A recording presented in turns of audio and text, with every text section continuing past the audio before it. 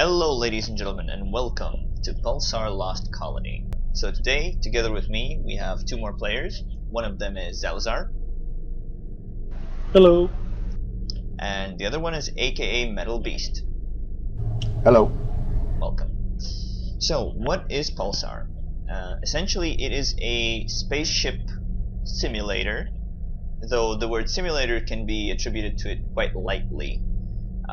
It is, however, a co-op game, like in the biggest sense of the word. The main idea of the game is that you and another 4 players can manage a ship in a galaxy, flying around, killing things, trading things, finding things. Let's jump into it. So once you download it, you can see the main menu that's visible here, and you can go to play, choose your player name, and there are 2 options afterwards. You can start a crew, or you can join a crew. From my point of perspective, you will see how we can start a crew, so that you know how it's done, what kind of choices you have. And from there on, we'll just start playing, and you'll hear us do all kind of wacky stuff. So, to start the crew, you select a game name, a ship name, and the specific ship. So the game currently has 5 different ships with different classes, different sets of stats. So for example, you can pause the video at any time to have a look at the specific stats if you're interested. So each of those ships looks also differently, and they fulfill different, let's say, functions. But remember that there will be only one ship in the universe, because this is a single player co-op game, so it's not a multiplayer per se. It's not multiple ships in the same universe, it's still you against the game. So we have a few options here. Let's say you can put a password, aka the private crew, and you can have the Iron Man mode, which will, if you die, you will not be able to reload any previous saves. So once you're dead, you're dead. That's it. So this time we're gonna have a game name, Magdus Plays, and the ship name will be USS Magdutius. The ship we'll be taking out this time will be a WD Cruiser. So let's start up the game and wait for Zalazar and Metal Beast to join us if they can find the game. So once you start loading in, you can see there's a selector of which roles you can take. There are 5 roles: Captain, Pilot, Scientist, Weapons, and Engineer. I'll be taking the Captain slot so I can show you what the specific role means.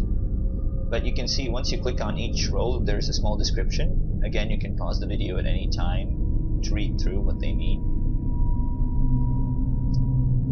So let's jump into the captaincy. Okay, so once you are, let's say, the captain, you can go to your tab menu, and you can see there's a lot of things.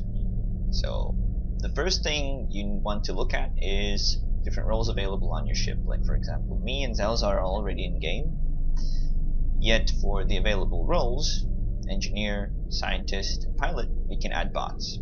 So now for testing purposes, we will add bots into Scientist and Engineer.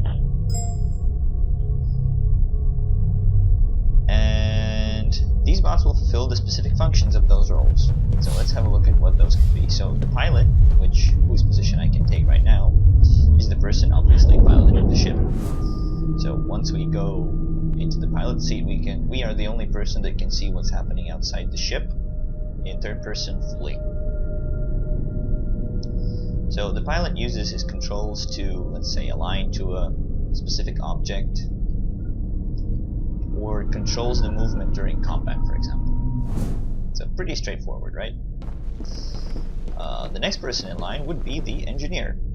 Now, this is the engineer's workstation, and they have quite a few screens to work with. So, for example, they have reactor configuration. Checking these slides provides more or less power to the ship, which means that you can, let's say, give boost to something. Let's say thrusters or weapons. They can recharge faster that way. Next you can see is the reactor screen. Here you can change the settings actually towards the specific system so they can work faster. So if the first screen changed the overall capacity, then this one changes the allocation of said capacity. And on the top you can see the core temperature. The more the ship does, the more the temperature goes up. Next is one of the most frequently used screens, the jump computer. That will allow you to, once you have selected a system you want to go to, you click it first, and it will charge up your warp drive, same as it would do in, let's say, a movie, Star Trek. And once it's charged and you're aligned, you can jump. Now, we previously mentioned core temperature, and it will go up and it will go down very slowly. A way to fix that issue is using the coolant. You have 3 settings, off, low, and high, depending on how much you want to cool the engine. And the game also has a fuel system, which means that you have a limited amount of jumps you can do until you need to refuel. So as you can see, we have fuel capsules 15, which means we can do 15 jumps. The next screen would be the scientist screen. Again, a few screens here. You can see the objects that are in the system. You can do an active scan, sensor sweep for example. And then he can see different kinds of stats in regards to our shields, and he can switch between modulate and static shields. Modulate is more towards energy weapons that are fired at us, and static towards, let's say, weapons that are more physical based, let's say slugs. The engineer also has access to programs. Programs do different kind of things. For example, this program here recharges the shields faster. This one gives a thruster boost, and once you click on each, they give a small description. You have also viruses to incapacitate enemy ships. Using these will use up fuel, because they recharge only once you use energy to recharge them, and energy comes from fuel cells. So the next person in line would be the weapons specialist, and I suppose Zalazar can show us where the weapons specialist position was. Yep, there it is. Yep. So I'll give a brief overview. Like for this particular ship, we have 3 turrets. We have 2 general turrets. One is a railgun turret, which you start off with, which is energy slug composition material. Then we have a laser. Oh no, wait, sorry. This time we got a shotgun. So we have a space shotgun, essentially, energy based. And then you have the big boy, which is the weapon that only the weapons specialist can use, at least for now. It's like a super weapon, essentially. Plus, you can have a nuke, but we won't be using that anytime soon, hopefully. So, that is the roles, and obviously the captain is one who coordinates everything. So essentially, you're the project manager of the ship, per se. So, there's another dimension of the game, which is skills. And once you go into the tab menu, you can see talents. And here, after specific jumps or destroying enemy ships, you can allocate skill points, which increase either the entire team's stats or something that goes directly for yourself. So for example, advanced operator, you can use the main turret that the weapons specialist can use, or for the captain crew marathon training, increases the moving speed of everyone on the ship.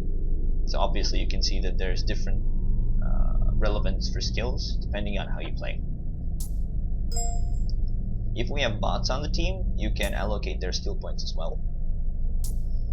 So it won't do it automatically. Do not forget to do that.